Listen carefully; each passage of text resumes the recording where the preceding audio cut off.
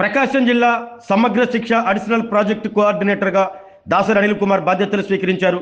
ఇప్పటి వరకు ఇన్ఛార్జి ఏపీసీగా వ్యవహరించిన జిల్లా విద్యాశాఖ అధికారి కిరణ్ కుమార్ నుండి అనిల్ కుమార్ బాధ్యతలు స్వీకరించారు.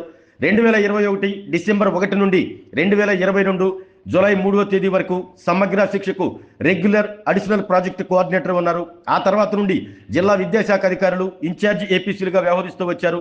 ఎట్టకేలకు ఉదయగిరి ప్రభుత్వ degree college botany lecturer Anil కుమార్ను రెగ్యులర్ ఏపీసీగా నియమించారు.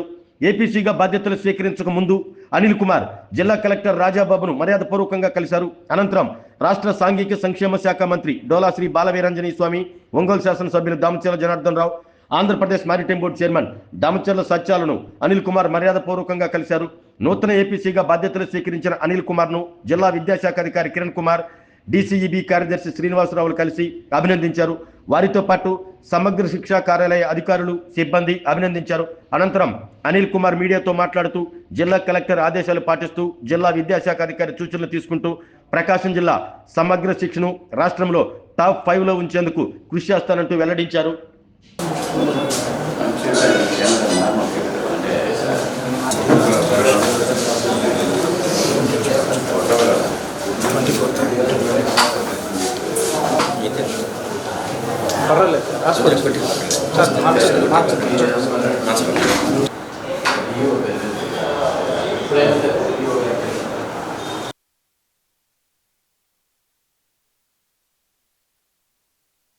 ఈరోజు ఏపీసీ సమగ్ర శిక్ష ప్రకాశం డిస్ట్రిక్ట్గా ఛార్జ్ తీసుకోవడం జరిగింది.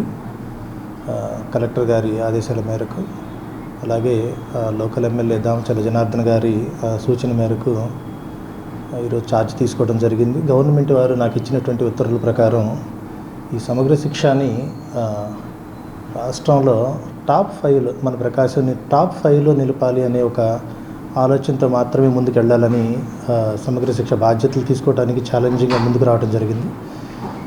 దీనికి ముందు నేను గతంలో గవర్నమెంట్ డిగ్రీ కాలేజ్ ఉదయగిరిలో డిగ్రీ లెక్చరర్గా వర్క్ చేస్తూ ఉన్నాను.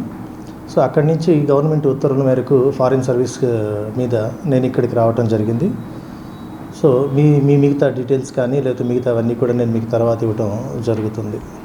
ఈ సందర్భంగా ప్రత్యేకించి ఇప్పటి వరకు దీన్ని 2 పడవల మీదుగా చేసినట్టుగా డిఈఓ గారు అటు డిఈఓ ఆఫీస్ని ఇటు సమగ్రాన్ని ఇప్పటివరకు ఆయన నడిపించారు. సో ఒకసారి డిఈఓ గారి కోఆపరేషన్ తోటి, అలాగే ఆఫీస్ స్టాఫ్ తోటి, అలాగే చుట్టూ ఉన్నటువంటి మన కన్సర్న్డ్ పొలిటికల్ ఆబ్లిగేషన్స్ కొన్ని ఉంటాయి, ఎవరితో కూడా ఇబ్బంది లేకుండా డెవలప్మెంట్ ఓరియంటెడ్గా మాత్రమే దీన్ని ముందుకు తీసుకెళ్లే ఉద్దేశంతో నేను ఈ ఛార్జ్ తీసుకున్నాను. అలాగే ముందుకెళ్తాను కూడా, మీకు చాలా స్ట్రైట్ ఫార్వర్డ్గా చెప్తున్నాను. ఎలాంటి రాగద్వేషాలు కానీ లేకపోతే ఎలాంటి పైరువిలు కానీ నా దగ్గర నడవండి, స్ట్రైట్ అవే చెప్తున్నాను. ఆరోగ్యమే మహాభాగ్యం అంటారు, కానీ ఆరోగ్యాన్ని నమ్మకంగా కాపాడే స్థానం ఎక్కడ? ఇది ఒంగోలులో మీకు దగ్గరగా మన Venkataramana nursing home private limited. Caring your life 54 ఏళ్ల విశ్వాసంతో ఇది ఒక హాస్పిటల్ కాదు, ఇది ఒక విశ్వాసం. 3 తరాలుగా వేలాది కుటుంబాలను ఆరోగ్యంగా నిలిపిన ఆదరణ. మా నిపుణుల వైద్య బృందం మా దగ్గర అనుభవం కలిగిన బృందంలో అందించే సేవలు neuro surgery, general medicine, diabetes, pulmonologist, general surgery, ophthalmology, urology, orthopaedic, ENT, paediatrics, dental surgery, anaesthesiology, gynaecology, cardiology, emergency మరియు క్రిటికల్ కేర్. ఒంగోలులో ఆరోగ్యానికి ఒక కొత్త శకం ప్రారంభమవుతుంది. వెంకటరమణ ఐ హాస్పిటల్ ప్రారంభించబడింది. కంటి ఆరోగ్యానికి ప్రత్యేక పరిష్కారంగా ప్రభుత్వ ఉద్యోగులు, రిటైర్డ్ ఉద్యోగులు మరియు వారి కుటుంబ సభ్యుల కోసం ఈహెచ్ఎస్ ద్వారా వైద్యం. క్యాష్లెస్ సేవలు మెడియాసిస్, స్టార్, జీహెచ్పిఎల్, ఆదిత్య బిర్లా, బజాజ్ అలియన్స్ మరియు ఇతర ప్రముఖ హెల్త్ స్కీమ్లు అందుబాటులో ఉన్నాయి. ఆరోగ్యశ్రీ, డాక్టర్ ఎన్టీఆర్ వైద్య సేవా నిధి అందుబాటులో ఉన్నాయి. చిరునామా ఆర్టీసీ బస్ స్టాండ్ ఎదురుగా, Kurnool road, Ongole. Phone number 08592282623, cell number 9100679099.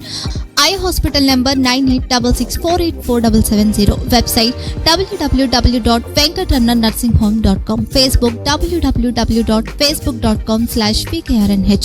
Venkataramana nursing home, 3 తరాల విశ్వాసం, నూతనతతో కూడిన సేవ. మేము కేవలం చికిత్స చేయము, మేము శ్రద్ధ వహిస్తాం, పరిరక్షిస్తాం. సేవ చేయడం మాకు ధ్యేయం.